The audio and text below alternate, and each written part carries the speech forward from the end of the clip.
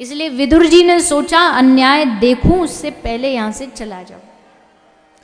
और श्री विदुर जी महाराज, विदुर जी ये यमराज भगवान का अवतार है। यमराज जी ही द्वापर में विदुर बने।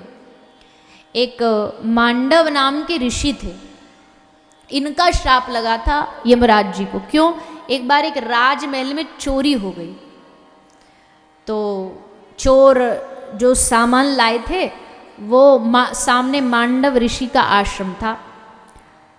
सिपाहियों से बचते बचते भाग रहे थे, तो उन्होंने जाकर के वो जो माल सामान है वो जाके आश्रम में डाल दिया, मांडव ऋषि के आश्रम में। सिपाहियों ने आकर के चोरों को भी पकड़ लिया और चोरों के साथ मांडव ऋषि को पकड़ लिया कि ये चोरों का सरदार है, इसलिए तो आकर के माल इन्होंने यहीं डाला आश्रम में। राजा के पास ले गए। राजा ने आदेश दिया कि सूली पर चढ़ा दो सबको। सब चोरों को चढ़ाए, सब तो मर गए। पर मांडव ऋषि अपने तप के बल से सूली के अग्रभाग पर 24 घंटे तक टिके रहे, बैठे रहे। और जब राजा ने देखा तो समझ गए कि ये कोई सच्चा संत है। 24 घंटे सूली पर भी जिसकी मृत्यु ना हुई हो तो मतलब कोई महान आत्मा है। तो राजा ने क्षमा मांगी, हमें क्षमा कर दो। तो मांडव ऋषि ने कहा कि ये तेरी भूल नहीं है, ये भूल असल में यमराज की है, उसको पता होना चाहिए, मैं उससे हिसाब लेके आता हूं। पहुंचे यमराज जी के पास। अब देखो, पापियों के लिए यमराज जी से डरावना और ज्यादा कोई नहीं है। पापियों को यमराज से डरना चाहिए, लेकिन जिसने पाप नहीं किया है उनके लिए यमराज जी बहुत सहज हैं, वैष्णव हैं यमराज जी। जो पाप नहीं करते उनके लिए, जो पाप करते उनके लिए तो यमराज का एक डंडा काफी है। तो मांडव ऋषि तो कभी पाप किए नहीं, तो हक से जाके बोले मुझे ये पाप, मुझे दंड क्यों मिला, बताओ, निकालो अपनी फाइल और बताओ।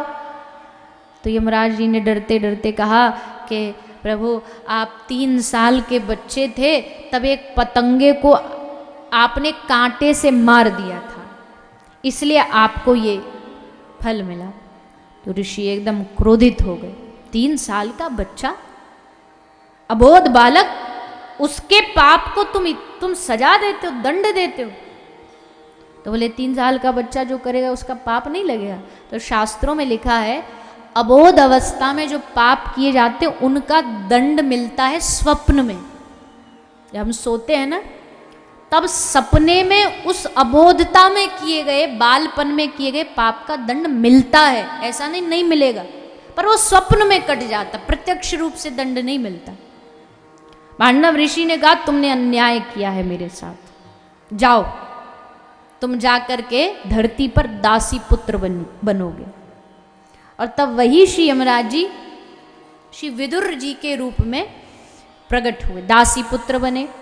हमेशा विदुर जी को सुनाया गया परिवार में, एक तो दासी पुत्र, दुर्योधन अपना मालिकाना हक जताता था, धृतराष्ट्र उसका साथ देता था। धृतराष्ट्र महाराज ने कभी दुर्योधन को समझाया नहीं कि जितना अधिकारी तू है उतना ही ये विदुर भी है, ये भी भ्राता है हमारा, भाई है हमारा। लेकिन